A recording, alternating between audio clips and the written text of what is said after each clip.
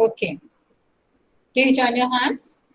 Close your eyes. We'll be starting with our class.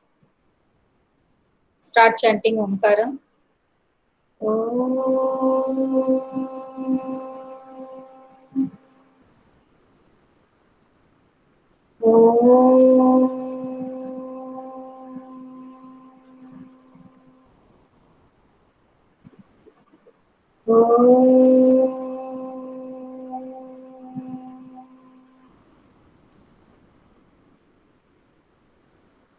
Saira.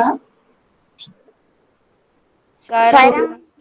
हाँ, हमने जैसा कि देखा कि पाठ 7 क्या नाम है, क्या निराश हुआ जाए। आज का जो सीन है या जिस प्रकार का हम देख रहे हैं कि इस समय में दुनिया में जो तहलका मचा हुआ है, उससे क्या हो रहा है कि हम सबके मन में निराशा जाग गई है। ऐसा डर लगता है बाहर निकलने पे कि कहीं यह बीमारी हमें ना हो जाए या हमारे परिवार वालों को ना हो जाए। तो यदि आज के संदर्भ में हम इस पाठ को लेते हैं तो लेखक जो हैं हजारी प्रसाद द्विवेदी, वह मानते हैं कि क्या हमें किसी भी समय में निराश होना चाहिए। दुनिया में बहुत सारी ऐसी चीजें होती रहती हैं कि हमारा मन कई बार दुखी हो जाता है और ऐसा लगता है कि इससे अच्छा कुछ है ही नहीं। हम दुखी होने के बाद सोचते हैं कि दुनिया ऐसी ही है, सभी लोग ऐसे ही हैं, उन सभी में हम भी शामिल होते हैं। पर उनका मानना है कि चाहे दुनिया कितनी ही बुरी हो जाए, कितनी ही खराब हो जाए, मन में कितनी ही निराशा जाग जाए, लेकिन कहीं ना कहीं उम्मीद की भी किरण बाकी रहती है। और शायद इसी उम्मीद की वजह से हम हर बार धोखा खाने के बाद या बुरा होने के बाद फिर से आगे बढ़ जाते हैं इस सोच में कि कुछ अच्छा मिल जाएगा, कुछ अच्छा होगा, कोई तो ऐसा होगा जो हमें समझेगा, कोई तो ऐसा होगा जो हमें धोखा नहीं देगा। तो इन्हीं बातों पर आधारित है हमारा यह पाठ। ठीक है, तो देखते हैं, स्क्रीन शेयर करते हैं, बारी बारी से पढ़ेंगे हम। ठीक है, तो रीडिंग करेंगे और मैं एक्सप्लेन करूंगी। ओके, मैं स्क्रीन शेयर करने जा रही हूँ बेटा। और प्रांजल, आज आप आंसर देंगे यस और नो, अगर नहीं सुनाई दे रहा है तो। मेरी आवाज सुनाई दे रही है सभी को भी? Yes ma'am. ओके, तो आज आप उत्तर देंगे यस कि हाँ मैम। या नहीं। ठीक है, बीच में कोई नहीं बोलेगा और बारी बारी से दो दो पद ये अनुच्छेद पढ़ेंगे हम। ठीक, मैं अपना स्क्रीन शेयर करने जा रही हूँ।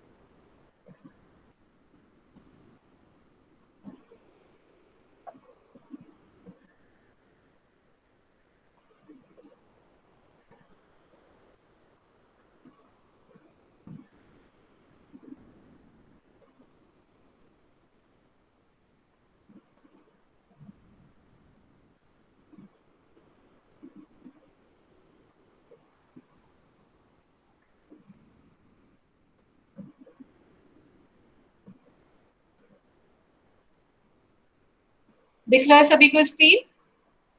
पाठ क्या निराश हुआ जाए? यस मैम, दिख रहा है बेटा?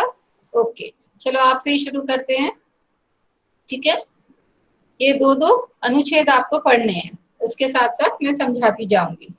चलो शुरू है। कर। मुझे हाँ, क्या निराश हुआ जाए। मेरा मन कभी कभी बैठ जाता है। समाचार पत्रों में गठी डकैती, चोरी, तस्करी और भ्रष्टाचार के समाचार भरे रहते हैं। आरोप प्रत्यारोप का कुछ ऐसा वातावरण बन गया है कि लगता है देश में कोई ईमानदार आदमी ही नहीं रह गया है। हर व्यक्ति संदेह की दृष्टि से देखा जा रहा है। जो जितने ही ऊंचे पद पर है, उसमें उतने ही अधिक दोष दिखाए जाते हैं। एक बहुत बड़े आदमी ने मुझसे एक बार कहा था कि इस समय सुखी वही है जो कुछ नहीं करता। जो कुछ भी करेगा उसमें लोग दोष खोजने लगेंगे। उसके सारे गुण बुला बुला दिए जाएंगे और दोषों को बढ़ा चढ़ाकर दिखाया जाने लगेगा। हाँ, दोष किसमें नहीं होते।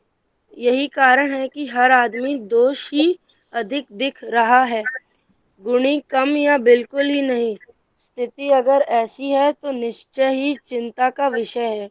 बस बेटा, या थैंक यू बेटा। देखिए, क्या निराश हुआ जाए, जैसा अभी मैंने आपको इसके संदर्भ में कहा था कि जो लेखक है, जैसे ही समाचार पत्रों में हम उठाते हैं पढ़ने के लिए, तो हमें देखने को मिलता है कि जितनी नकारात्मक संदेश या समाचार है वो सब समाचार पत्रों में भरा हुआ है। तो लेखक का मन कभी कभी बैठ जाता है, मतलब वो बहुत ही हताश निराश हो जाता है, क्योंकि समाचार पत्रों में भी उसे कुछ भी अच्छा देखने को नहीं मिलता। कोई किसी पर आरोप लगा रहा है, दोषारोपण कर रहा है, तो कोई उसे पलट कर वार कर रहा है। ऐसा वातावरण उसे चारों तरफ दिखाई देता है और उसके मन में ख्याल आता है, क्या देश में कोई भी ईमानदार आदमी नहीं रह गया है? मतलब ईमानदारी एकदम से खत्म हो गई है। हर व्यक्ति संदेह की दृष्टि से देखा जा रहा है। जब हमारे साथ कुछ भी बुरा होता है तो लेखक का मानना है, या हम खुद भी अगर अनुभव से अपने देखें, तो हम पाते हैं कि किसी भी अन्य व्यक्ति पर हमारा विश्वास उतनी जल्दी स्थापित नहीं हो पाता जितना पहले व्यक्ति पर हुआ था। लेखक का मानना है कि जो जितने ऊंचे पद पर है उसमें उतने अधिक दोष दिखाए जाते हैं। अगर ऊंचे पद पर है तो उसके दोष भी बड़े बड़े होंगे, उसमें उतने ही दोष दिखेंगे भी। लोग उसको उसी तरीके से प्रोजेक्ट करते हैं, दिखाने की कोशिश करते हैं, क्योंकि वो इतना धोखा खा चुके होते हैं कि किसी पर भी विश्वास नहीं कर पाते हैं। आगे लेखक कहता है कि एक बहुत बड़े आदमी ने मुझसे एक बार कहा था। क्या कहा था? कि इस समय सुखी वही है जो कुछ नहीं करता। यानी यदि हम कोई काम करते हैं तो समाज जो है उस पर किसी न किसी तरह से उंगली उठाता ही है। लेखक कहता है कि उस आदमी ने एक बड़ी अच्छी बात क्या बताई, कि जो कुछ नहीं करता वही सुखी है, क्योंकि वो कुछ करेगा ही नहीं तो बोलने के लिए कुछ भी नहीं रहेगा। लेकिन क्या वाकई यही ठीक है? जो कुछ भी करेगा उसमें लोग दोष खोजने लगेंगे। उसकी पॉजिटिव चीजों को, उसकी सकारात्मक चीजों को या उसकी अच्छी चीजों को लोग नहीं देखते। लोग सबसे पहले उसकी कमियां ढूंढते हैं कि किस प्रकार से उसकी टांग खींची जाए, उसको समाज में बुरा बनाया जाए, या किस प्रकार से उसको दूसरों की नजरों में गिरा दिया जाए। उसके सारे गुणों को भुला दिया जाता है और एक एक छोटे छोटे दोष को भी बढ़ा चढ़ाकर बताया जाता है, जिससे लोग उसके विरोध में चले जाएं। तो इसलिए लोग कैसे दिखते हैं? दोषी ज्यादा दिखते हैं और गुणी कम दिखते हैं। ऐसा लगता है कि सारे लोगों में दोष ही दोष भरे हैं, वो अवगुणी हैं, गुणवान नहीं है। तो अगर ऐसा वाकई है, लेखक बोलता है, यदि ऐसा ही है, वास्तव में यही स्वरूप है संसार का या दुनिया का, तो स्थिति सोचने लायक है, यह चिंता का विषय है। क्योंकि अगर ऐसा होगा तो समाज से मानवीय मूल्य बिल्कुल ही चले जाएंगे और कोई भी किसी के लिए ना अच्छा करने की सोचेगा, ना ही अच्छा कर पाएगा। किसी पर भी हमारा विश्वास नहीं रह पाएगा। हमें हमेशा भय बना रहेगा कि कोई हमें धोखा तो नहीं दे रहा, कोई हमसे विश्वासघात तो नहीं कर रहा। इसलिए लेखक परेशान है, हताश है और चिंतित है। चलिए, उदित, उदित अनम्यूट करो बेटा। Yes ma'am.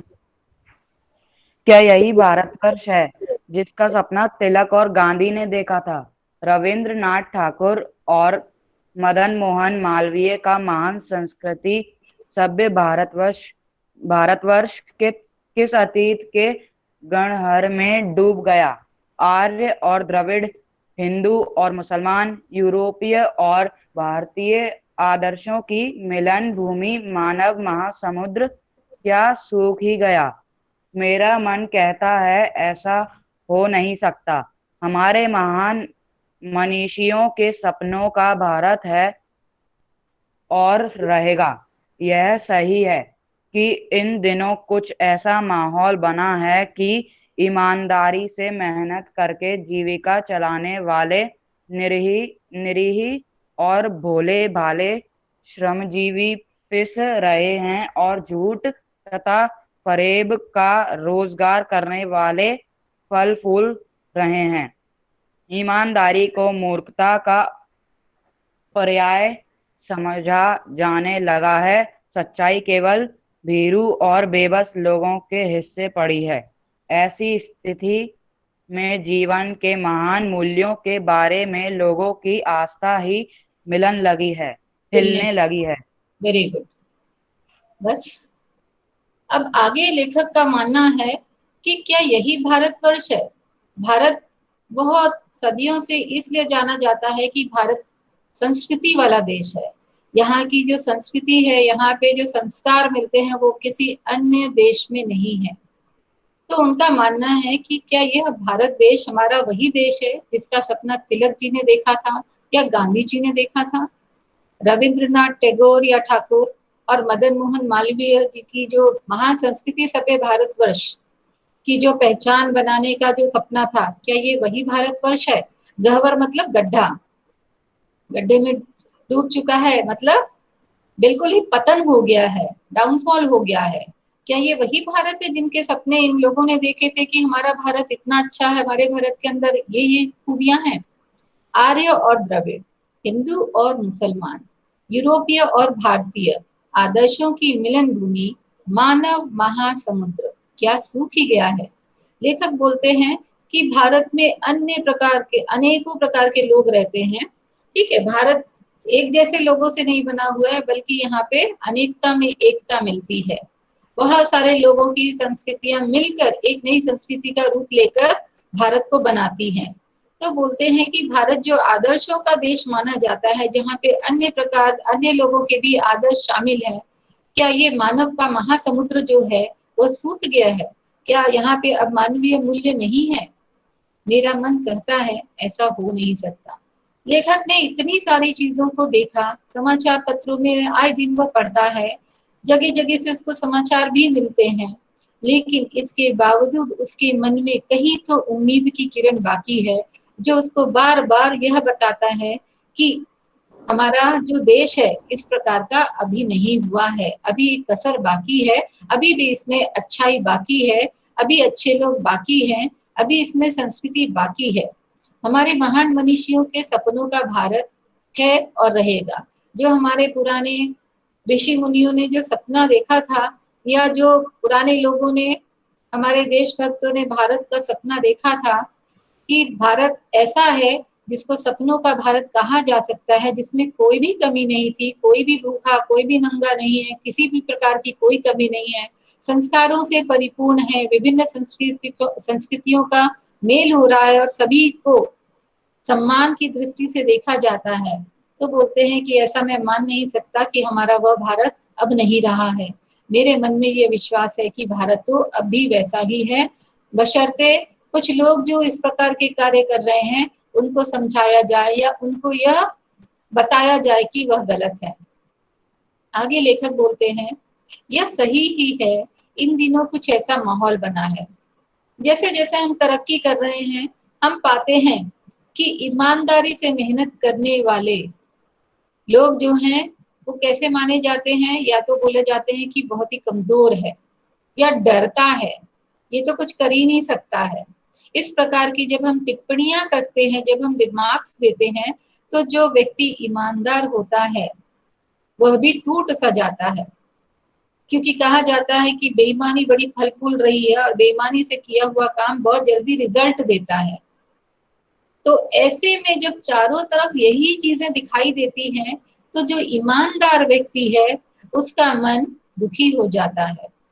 लेखक आगे बोलते हैं, भोले भाले श्रमजीवी पिस रहे हैं। श्रमजीवी यानी श्रम करके जीविका कमाने वाले लोग, मजदूर लोग जो मेहनत की कमाई पर अपना जीवन यापन करते हैं, ये लोग बहुत बुरी तरीके से पिस रहे हैं, इनकी कोई कद्र नहीं है। झूठ तथा फरेब का रोजगार करने वाले फल फूल रहे हैं। जो गलत तरीके से पैसा कमाना चाहते हैं और सफल बनना चाहते हैं, उनके सपने पूरे हो रहे हैं, वो सफलता पा रहे हैं, धन भी कमा रहे हैं, तो ऐसे लोग जो श्रम पर जीवन काट रहे हैं और जो ईमानदारी से काम कर रहे हैं, इनके मन में निराशा जाग जाना स्वाभाविक है। ईमानदारी को मूर्खता का पर्याय समझा जाने लगा है। जो व्यक्ति ईमानदार है, किसी ऑफिस में, किसी कार्यालय में कार्य करता है, लोग बोलते हैं कि अरे ये तो बेवकूफ है, इसको दुनिया के हिसाब से अपने आप को चलाना बिल्कुल नहीं आता। इसलिए सच्चाई कैसे लोगों के पल्ले में पड़ी है, हिस्से में पड़ी है? केवल भीरू, जो डरते हैं कि अगर मैंने कुछ गलत किया तो मुझे इसका परिणाम मिलेगा। बेबस लोग यानी मजबूर लोग, कमजोर लोग। तो डरने वाले लोग और कमजोर लोगों के या मजबूर लोगों के हिस्से में ही ईमानदारी और सच्चाई का जो भाग है वह है। ऐसी स्थिति में जीवन के मूल्य कैसे होने लगे हैं? हिलने लगे हैं, टूटने बिखरने लगे हैं। अब लोगों को ऐसा लगता है कि नहीं, गलत तरीके को अपना लिया जाए तो हम सब सुखी हो सकते हैं और अपने परिवारजनों को भी सुखी रख सकते हैं। अध्याशा, अनम्यूट करो बेटा, पढ़ना शुरू करो। भारतवर्ष ने कभी भी भौतिक वस्तुओं के संग्रह को बहुत अधिक महत्व नहीं दिया है। उसकी दृष्टि से मनुष्य के भीतर जो महान आंतरिक गुण स्थिर भाव से बैठा हुआ है, वही चरम और परम है। लोभ, मोह, काम, क्रोध आदि विचार मनुष्य में स्वाभाविक रूप से विद्यमान रहते हैं, पर उन्हें प्रधान शक्ति मान लेना और अपने मन तथा बुद्धि को उन्हीं के इशारे पर छोड़ देना बहुत बुरा आचरण है। भारतवर्ष ने कभी भी उन्हें उचित नहीं माना। उन्हें सदा संयम के बंधन से बांध कर रखने का प्रयत्न किया है, परंतु भूख की उपेक्षा नहीं की जा सकती, बीमार के लिए दवा की उपेक्षा नहीं की जा सकती, गुमराह को ठीक रास्ते पर ले जाने के उपायों की उपेक्षा नहीं की जा सकती। हुआ यह है कि इस देश के कोटि कोटि दरिद्र जनों की हीन अवस्था को दूर करने के लिए ऐसे अनेक कायदे कानून बनाए गए हैं जो कृषि, उद्योग, वाणिज्य, शिक्षा और स्वास्थ्य की स्थिति को अधिक उत्कृष्ट और सुचारू बनाने के लक्ष्य से प्रेरित है। परंतु जिन लोगों को इन कार्यों में लगना है, उनका मन सब समय पवित्र नहीं होता। प्रायः वे ही लक्ष्य को भूल जाते हैं और अपनी ही सुख सुविधा की और ज्यादा ध्यान देने लगते हैं। बस बेटा, थैंक यू। देखिए, लेखक ने फिर आगे क्या कहा है कि भारतवर्ष ने कभी भी भौतिक वस्तुओं को संग्रहित करने में महत्व नहीं दिया है। भौतिक वस्तुएं यानी पदार्थ, मटेरियल थिंग्स, जो आपको दिखाई देता है, ठीक है। तो ऐसी भौतिक चीजों की लोगों में लालसा भारत के लोगों में नहीं है कि वो वस्तुओं का संग्रह करें, उनको अपने पास इकट्ठा करके रखें, उसको हम महत्व नहीं देते। भारत को किस लिए जाना जाता है? मानवीय मूल्यों के कारण से इसे दुनिया भर में जाना जाता है। तो लेखक मानता है कि भौतिक संग्रह, भौतिक वस्तुओं का संग्रह हमारे लिए कोई महत्व नहीं रखता। हमारे अंदर क्या महत्व रखता है? आंतरिक गुण, जो कि स्थिर भाव से बैठे हैं, मतलब वो हमारे अंदर हैं, विद्यमान हैं, रहते हैं, वही चरम है और वही परम है। अगर एक्सट्रीम पूछा जाए तो वही है और वही सबसे श्रेष्ठ भी है। तो बोलते हैं कि ये जो मानवीय गुण है, इनकी वजह से ही भारतीयों की पहचान बनी हुई है, भारतवर्ष को जाना जाता है। यह नहीं देखा जाता कि किसके घर में कितना सामान है, किसका बंगला कितना बड़ा है, किसके पास कितनी कोठियां हैं। लोभ मोह काम क्रोध आदि विचार मनुष्य में स्वाभाविक रूप से विद्यमान है, इसीलिए वह मनुष्य है। पल पल पर हमारे अंदर ये भाव जागृत हो जाते हैं, कभी लोभ का, कभी मोह का। जैसे अपने माता पिता के प्रति हमारे अंदर जो भाव है वो मोह का भाव है, ठीक है, उन्हें कुछ हो ना जाए, वो हमसे दूर ना जाए। उनके मन में भी यह मोह का भाव रहता है, मेरा बच्चा, उसे कुछ हो तो नहीं गया, वो ठीक ठाक तो है, उसे यह चीज मिल रही है, यह मोह है। काम और क्रोध आदि विचार मनुष्य में स्वाभाविक रूप से विद्यमान है। तो ये जितनी भी बुराइयां ये हमारे अंदर होती हैं, लेकिन बुराइयों पर विजय कब मिल पाती है? जब हमारी अच्छाइयां ज्यादा होती हैं। पर उन्हें प्रधान शक्ति मान लेना और अपने मन तथा बुद्धि को उन्हीं के इशारों पर छोड़ देना बहुत बुरा आचरण है। लेखक बोलते हैं क्योंकि ये लोभ मोह काम क्रोध ये सारे भाव सभी में विद्यमान है, पर यदि हम कहें अरे मैं तो ऐसा ही हूँ, मेरे अंदर तो गुस्सा बहुत जल्दी मुझे आता है और मैं तो गुस्सा करूंगा, मैं ऐसा ही हूँ, मैं वैसा ही हूँ, मैं अच्छा नहीं हूँ, तो हम क्या करते हैं? हम इन शक्तियों के अधीन हो जाते हैं और हम बुरा आचरण करते हैं। हम कभी भी यह सही और गलत का फैसला विवेक के हिसाब से नहीं लगा पाते, बल्कि हम मन और बुद्धि को उन्हीं के इशारों पर छोड़ देते। किनके इशारों पर? इन बुरे जो गुण हैं इनके आधार पर ही छोड़ देते हैं, और इसलिए हम भी बुरे बनते चले जाते हैं, क्योंकि हमारा आचरण, हमारा व्यवहार बुरा बनता जाता है। भारतवर्ष ने कभी भी उन्हें उचित नहीं माना। उनके भारत में जो लोग हैं या भारत के जो लोग हैं वो इन चीजों को कभी भी महत्व नहीं देते, महान नहीं समझते। उन्हें सदा संयम के बंधन से बांध कर रखने का प्रयत्न किया है। उन्होंने इन पर संयम रखा है। संयम मतलब कंट्रोल, नियंत्रण, तो ये सभी में है।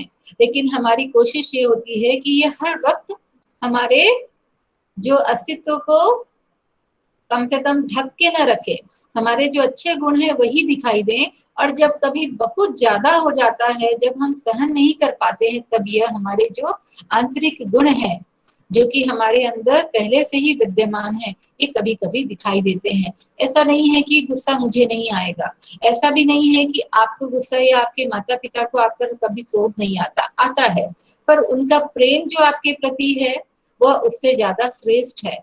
इसलिए यह क्रोध जो होता है आप उसको भूल जाते हैं, उनका गुस्सा जो है थोड़ी देर में आप भूल जाते हैं कि ठीक है, डांटा था तो डांट दिया, कोई बात नहीं, क्योंकि आपको पता है कि वो कई गुना ज्यादा प्रेम करते हैं। तो इसलिए हमको इन सभी नकारात्मक जो गुण हैं इनको संयम से बांधकर रखना चाहिए, परंतु भूख की उपेक्षा नहीं की जा सकती। अब लेखक बोलते हैं कि अगर भूखा व्यक्ति है तो अपने पेट को तो मार नहीं सकता। वो ये तो नहीं कहेगा ठीक है मैं भूखा सही हूँ, मैं ईमानदारी से ही काम करूंगा, खाने को मिला तो ठीक है, नहीं तो कोई बात नहीं, क्योंकि उसकी भूख जो है वो उसको बार बार प्रेशराइज करती है, बार बार प्रताड़ित करती है, बार बार कहती है कि खाने का इंतजाम करो। बीमार व्यक्ति के लिए दवा की उपेक्षा नहीं की जा सकती, क्योंकि उस बीमार व्यक्ति के साथ जो लोग हैं वो उसका अच्छा करने की फिराक में है, उसके लिए प्रयत्न कर रहे हैं, प्रयास कर रहे हैं, और किसी भी प्रकार से वो उसे खो नहीं सकते। इसलिए बीमार के लिए दवा की उपेक्षा नहीं की जा सकती। फिर वह दवाई लाने के लिए उसे कोई गलत कार्य करने की भी जरूरत पड़ी तो वह कर लेता है। गुमराह को ठीक रास्ते पर ले जाने के उपायों की उपेक्षा नहीं की जा सकती। लेखक बोलते हैं यदि कोई रास्ता भटक गया है तो माता पिता या बड़ों का या उसके आसपास रहने वाले लोगों की भरपूर कोशिश रहती है कि वह उसको सही रास्ते पर ले आए। सारी प्रकार के वो यत्न करते हैं, सारे प्रकार के उपाय करते हैं, जिससे कि वह बिगड़ा हुआ जो भी व्यक्ति है वो सही रास्ते पर आ जाए, एक अच्छा इंसान बन जाए। तो हम भारत के लोग इन सभी चीजों में विश्वास करते हैं। लेखक का आगे यह मानना है कि हुआ यह कि इस देश के कोटि कोटि दरिद्र जन, कोटि मतलब करोड़, करोड़ करोड़ जो दरिद्र जन, क्योंकि भारत को गरीब देश माना जाता है, यहाँ की पॉपुलेशन, यहाँ की जनसंख्या बहुत ज्यादा है और छोटे से हिस्से में बहुत सारे लोग रहते हैं। यहाँ पे तकनीकी विकास इसीलिए कम है क्योंकि हमारे पास मैन पावर ज्यादा है। और यदि हम तकनीकों का सहारा बहुत ज्यादा लेने लगेंगे तो ये जो गरीब लोग हैं ये बेरोजगार हो जाएंगे, इनके पास काम की कमी हो जाएगी और ये भूखों मरने लगेंगे। तो इनकी हीन अवस्था को दूर करने के लिए ऐसे अनेक कायदे कानून बनाए गए हैं।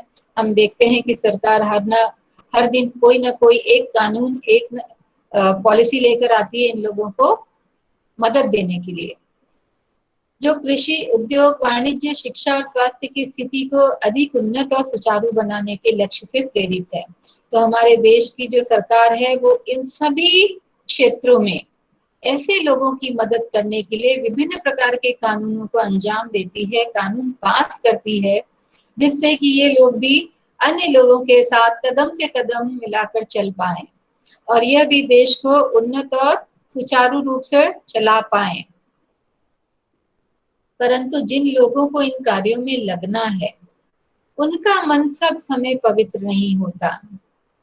प्रायः वे ही लक्ष्य को भूल जाते हैं और अपनी ही सुख सुविधा की ओर ज्यादा ध्यान देने लगते हैं। हम जानते हैं, आपने सामाजिक अध्ययन में पढ़ा हुआ है कि हमारी सरकार कैसी है, डेमोक्रेटिक, लोकतांत्रिक सरकार है। और लोकतांत्रिक सरकार का अर्थ यह है कि हर व्यक्ति सरकार बनाने में अपना योगदान देता है, जिससे उसको यह फीलिंग आती है, जिससे वो यह सोच पाता है, यह भाव ले पाता है कि मैं भी इस सरकार का हिस्सा हूँ और मैंने भी सरकार बनाने में अपना योगदान दिया है। अब जब सरकार बन जाती है और सरकार के बहुत सारे लोग अलग अलग जगहों पर अलग अलग पद पर काम करते हैं, तो सरकार जब इन लोगों को, इन दरिद्रों को, इन गरीब लोगों को या देश की जनता को कोई मदद देने की कोशिश करती है तो अपने नीचे बैठे जो पदों पे लोग आसीन हैं उन लोगों के जरिए वो सहायता पहुंचाती है। अब इनमें से क्योंकि मनुष्य है और अभी हमने पढ़ा कि लोभ, मोह, काम, क्रोध ये हमारे अंदर विद्यमान है सभी के अंदर, तो हमारे अगर परिस्थितियां इस प्रकार की बन जाती है, कोई हमें भटकाने वाले लोग मिल जाते हैं तो हम स्वयं ही अपना रास्ता भूल जाते हैं। तो लेखक का मानना है कि जो ये ऊंचे पदों पर लोग बैठे हुए हैं, जो सरकार का हिस्सा है, ये अगर सरकार की बनाई हुई नीतियों को या कानूनों को सही ढंग से चलाने में मदद करें, जो सरकार ने नीचे तबके के लोगों के लिए मदद भेजी है उनको प्रॉपर तरीके से, उनको कायदे से उन तक पहुंचा दे, तो हमारे देश में गरीबों की संख्या कम होती जाएगी। लेकिन होता ये है कि ये लालच से वशीभूत हो जाते हैं, ये लोभ में डूब जाते हैं और इस कारण से जो कुछ हिस्सा उनके लिए आता है उसमें से ये पहले अपना हिस्सा निकाल लेते हैं और अपनी सुख सुविधा का ध्यान रखते हैं, जिससे कि ये यहाँ तक पहुंचते पहुंचते या तो जीरो हो जाता है या इतना कम हो जाता है कि इनकी स्थिति में कोई बदलाव नहीं हो सकता। मेरी बात समझ में आ रही है सभी को? प्रांजल? Yes ma'am. ओके, आगे कंटिन्यू करें? यस। ओके, चलो नंदिनी पढ़ना शुरू करो बेटा। Yes ma'am. भारतवर्ष सदा कानून को धर्म के रूप में देखता आ रहा है। आज एकाएक कानून और धर्म में अंतर कर दिया गया है। धर्म को धोखा नहीं दिया जा सकता, कानून को दिया जा सकता है। यही कारण है कि जो लोग धर्म भीरू है वे कानून की त्रुटियों के लाभ उठाने में संकोच नहीं करते। इस बात के पर्याप्त प्रमाण खोजे जा सकते हैं कि समाज के ऊपरी वर्ग में चाहे जो भी होता आ रहा है, भीतर भीतर भारतवर्ष अब भी यह अनुभव कर रहा है कि धर्म कानून से बड़ी चीज है। अब भी सेवा, ईमानदारी, सच्चाई और आध्यात्मिकता के मूल्य बने हुए हैं। वे दब अवश्य गए हैं लेकिन नष्ट नहीं हुए हैं। आज भी वह मनुष्य से प्रेम करता है, महिलाओं का सम्मान करता है, झूठ और चोरी को गलत समझता है, दूसरे को पीड़ा पहुंचाने को पाप समझता है। हर आदमी अपने व्यक्तिगत जीवन में इस बात का अनुभव करता है। समाचार पत्रों में जो भ्रष्टाचार के प्रति इतना आक्रोश है, वह यही साबित करता है कि हम ऐसी चीजों को गलत समझते हैं और समाज में इन तत्वों की प्रतिष्ठा कम करना चाहते हैं जो गलत तरीके से धन या मान संग्रह करते हैं। बस बेटा, वेरी गुड। आते हैं वापस यहाँ पे। भारतवर्ष सदा कानून को धर्म के रूप में देखता आ रहा है। जैसा कि मैंने शुरू में बताया कि भारतीय संस्कृति सबसे ज्यादा जानी पहचानी जाने वाली संस्कृति है। अंग्रेजों ने जब भारत पर आक्रमण किया था और भारत को अपने कब्जे में लेने की कोशिश की थी, तो उन्होंने यह पाया था कि आखिर भारतीयों में वो कौन सी चीज है जिसकी वजह से भारत को हम तोड़ नहीं पा रहे हैं। और उन्होंने पाया था कि भारतवर्ष के जो संस्कार हैं वो इतने ज्यादा मजबूत हैं कि वो उनकी बातों में आ नहीं पाते। तो इसलिए उनको जब भारत को अपने कब्जे में लाना था तो उन्होंने धीरे धीरे भारत के संस्कारों को तोड़ दिया। और भारत के संस्कारों को तोड़ने के बाद उन्होंने पाया कि बड़ी आसानी से उन्होंने भारतीयों को अपने कब्जे में कर लिया। तो इसलिए भारत में जो भारतवर्ष सदा कानून को धर्म के रूप में देखता आ रहा है। भारत के जो धर्म है, मतलब धर्म का मतलब यहाँ कर्तव्य भी है, ठीक है। धर्म का मतलब हमारा कर्तव्य होता है, वो हमारे कानून से भी ऊपर है। क्योंकि हम इतने ज्यादा धार्मिक हैं, हम अपने कर्तव्यों को लेके इतने ज्यादा कहा जाए कि ईमानदार होते हैं कि हमारे लिए कानून उसके नीचे है। हम अपने धर्म का पालन करने में अपनी शान समझते हैं। आज एकाएक कानून और धर्म में अंतर कर दिया गया है। जैसे जैसे हमने तरक्की कर ली है, हम पाते हैं कि लोगों के अंदर कानून और धर्म, जो कि पहले भारत में धर्म और कानून एक ही चीज का पर्याय माने जाते थे, वही अब अलग अलग हो गए हैं। अलग अलग होने के कारण क्या हुआ है कि धर्म को धोखा नहीं दिया जा सकता। मंदिर में जाने वाला हर व्यक्ति भगवान के सामने अपने अंदर जो भी गलत होता है या जो भी उसने गलत किया है उसके लिए माफी मांग ही लेता है कि भगवान माफ कर देना, ठीक है। लेकिन उसको पता है कि धर्म को धोखा नहीं दे सकता, क्योंकि मन में जो ग्लानि का भाव जागृत होता है, जो गिल्टी फीलिंग होती है, उससे उसको तकलीफ होती है। लेकिन कानून को दिया जा सकता है। और यही कारण है कि जो लोग धर्म भीरू हैं, धर्म से डरने वाले, भीरू का मतलब होता है डरपोक या डरने वाले लोग, जो धर्म के हिसाब से चलते हैं, अपने कर्तव्यों का पालन बखूबी करते हैं, ऐसे धर्म से डरने वाले लोग हैं, वे कानून की त्रुटियों से लाभ उठाने में संकोच नहीं करते। धर्म से तो डरते हैं, लेकिन उनको पता है कि कानून में कुछ न कुछ लूप होल्स हैं, कमियां हैं। त्रुटियां मतलब कमियां हैं, कुछ गलतियां हैं, क्योंकि ये कानून मनुष्यों के द्वारा बने हुए हैं। तो वो उन लूप होल्स को, उन कमियों का लाभ उठाकर अपने फेवर में करने की कोशिश करता है। वो इससे हिचकिचाते नहीं है।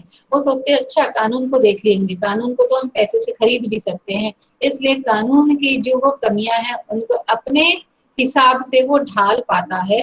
और धर्म तो करता है, लेकिन कानून की मदद किस प्रकार से लेता है कि उस कानून को वो खरीद पाता है, उस कानून को अपने बल से, अपने धन से खरीद कर गलत कार्य करने में संलग्न हो जाता है, डूब जाता है, मग्न हो जाता है। लेखक आगे बोलते इस बात के पर्याप्त प्रमाण खोजे जा सकते। किस बात के? कि धर्मभीरू लोग कानून की त्रुटियों का कैसे लाभ उठाते हैं।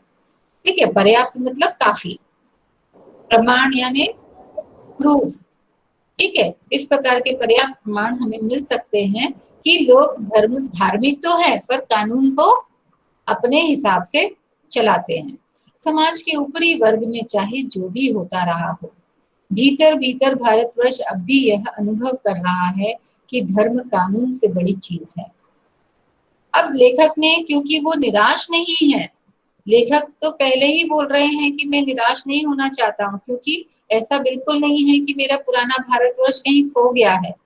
तो बोलते हैं कि इसके प्रमाण तो बहुत सारे मिलेंगे। समाज के ऊपरी वर्ग में ये सारी चीजें देखने को मिलती है कि जो जितना ऊंचा है, जो जितना पैसे वाला है, जो जितना ताकतवर है, वह इन सब चीजों को उसी प्रकार से काम करने में सहयोग लेता है जैसा कि वो चाहता है। लेकिन भीतर भीतर भारतवर्ष अब भी यह अनुभव कर रहा है कि धर्म कानून से बड़ी चीज है। बोलते हैं लेकिन अब भी लोग हैं जो ये समझते हैं कि धर्म जो है वो कानून से बड़ा है, और उनके ऊपर जो भय समाया है वो कानून नहीं तोड़ने की बार बार उनसे गुजारिश करता है। अब भी सेवा, ईमानदारी, सच्चाई और आध्यात्मिकता के मूल्य बने हुए हैं। ये दब अवश्य गए हैं लेकिन नष्ट नहीं हुए हैं। अभी शुरू में जैसा हमने देखा कि जो आज का समय चल रहा है कोरोना वायरस का, कोविड-19 का, इसमें हम देखते हैं कि हम कितने डरे सहमे हैं। लेकिन आप देखोगे कि ऐसी स्थिति में भी लोग अपने आप की बलि चढ़ा रहे हैं। कैसे चढ़ा रहे हैं? सेवा करके, ईमानदारी से, सच्चाई और आध्यात्मिकता से। Yes ma'am. ठीक है। आप देखोगे कि जब लॉकडाउन हुआ और लोगों को खाने के लिए नहीं मिल रहा था, कितने सारी ऐसी संस्थाएं, ऐसे लोग थे जो अपने घरों से खाना पकाकर इन लोगों को बांट रहे थे, बिना ये सोचे कि हमें यह बीमारी हो गई तो हो सकता है हमारी जान भी बन जाए। तो ये अभी भी देखने को मिलते हैं। ऐसे अनेकों उदाहरण आपको मिलेंगे जिससे आप ये अंदाजा लगा सकते हैं। Very good. सेवा, ईमानदारी, सच्चाई और आध्यात्मिकता आज भी हमारे जीवन में विद्यमान है, अपना अस्तित्व कायम किए हुए हैं, ये गायब नहीं हुए हैं। वो बोलते हैं वो दब अवश्य गए हैं लेकिन नष्ट नहीं हुए हैं। और नष्ट नहीं हुए हैं इनका इसका मतलब ये है कि उसकी जड़ें अभी भी हैं, और जड़ है तो वो पौधा जरूर वृक्ष बनकर पनपेगा। आज भी वह मनुष्य से प्रेम करता है, महिलाओं का सम्मान करता है। कौन? भारत के लोग, भारतवर्ष। झूठ और चोरी को गलत समझता है, दूसरों को पीड़ा पहुंचाने को पाप समझता है। हर आदमी अपने व्यक्तिगत जीवन में इस बात का अनुभव करता है। समाचार पत्रों में जो भ्रष्टाचार के प्रति इतना आक्रोश है, वह यही साबित करता है कि हम चीजों को गलत समझते हैं और समाज में उन तत्वों की प्रतिष्ठा कम करना चाहते हैं जो गलत तरीके से बने हुए हैं। तो इस प्रकार हम देख पाते हैं कि आज भी हमारे समाज में जो ये चीजें हैं विद्यमान है, और हम यह मान कर चलते हैं कि अच्छाई आज भी है। और यही कारण है कि जो लेखक है वो यह चीज स्वीकार नहीं कर पा रहा है कि हमें निराश हो जाना चाहिए। निराशा कब आती है हमारे मन में? जब हमें कोई भी ऑप्शन नजर नहीं आता, कोई भी पर्याय समझ में नहीं आता, किसी भी चीज को देखने पर हमें ये लगता है कि नहीं, काम नहीं बनेगा। तो हताशा या निराशा उन लोगों के लिए जिनके पास कोई ऑप्शन नहीं है, कुछ चुनाव करने के लिए नहीं है। लेखक बोलता है हमारे पास तो अभी भी ढेरों चुनाव करने के लिए चीजें हैं, हमारे पास अभी भी बहुत सारे ऐसे गुण हैं जिन पर यदि हम कार्य करें तो उन चीजों को निखार सकते हैं, संवार सकते हैं और भारतवर्ष को पहले जैसा ही बना सकते हैं। ठीक है। अगर आपका कोई प्रश्न है तो पूछ सकते हैं आप। चैट बॉक्स में क्यों लिख दें तो मुझे दिखाई दे जाएगा, अनम्यूट कर लेंगे, फिर आप बोल सकते हैं। कोई प्रश्न हो, कुछ कहना हो, कोई इससे संबंधित प्रमाण आपने देखा हो, या कोई बात आपके मन में हो तो 2 मिनट में हम उसको डिस्कस कर लेते हैं। कोई भी ऐसा? किसी का सवाल नहीं है? पाठ सबको समझ में आ गया ऐसा लगता है। हाँ, क्यों प्रांजल? मुदित? Yes ma'am. हाँ, वेरी गुड। मुदित, सब समझ में आ गया बेटा?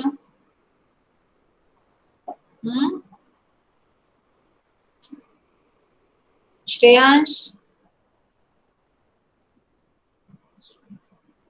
किसी को कोई सवाल नहीं है तो सेशन एंड करती हूँ। फिर मैं इसको कंटिन्यू करेंगे परसों। ठीक है, इसी क्लास में फिर से कंटिन्यू करेंगे।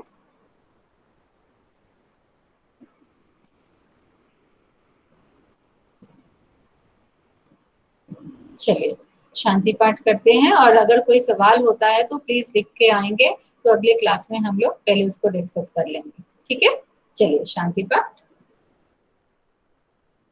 ओ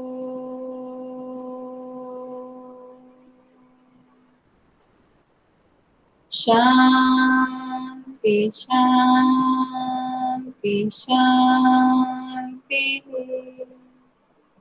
साईराम बच्चों।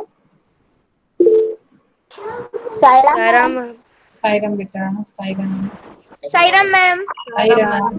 साईराम मैम। साईराम। मैम। साईराम।